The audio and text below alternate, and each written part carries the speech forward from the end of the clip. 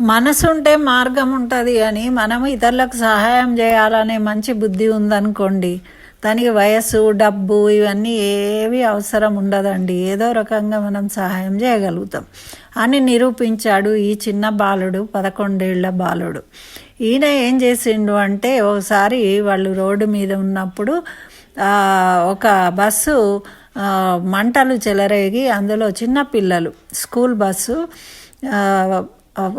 అయితే దాన్ని చూడగానే వెంటనే భయపడకుండా, అయ్యో పిల్లలందరూ మాడి మషైపోతారని చెప్పి దాని అద్దాలు వలగొట్టుకొని మరీ దాంట్లోంచి దూరి పిల్లలందరినీ బయటకు తీసుకొచ్చి రక్షించాడు, 18 మంది పిల్లలను.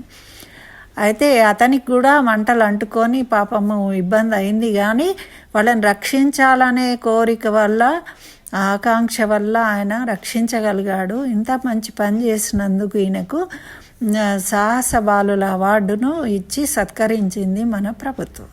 కాబట్టి అందరం కూడా ఏదో రకంగా మనకు చేతనైన సహాయం చేయాలని ప్రయత్నం చేయాలని నేను కోరుకుంటున్నాను.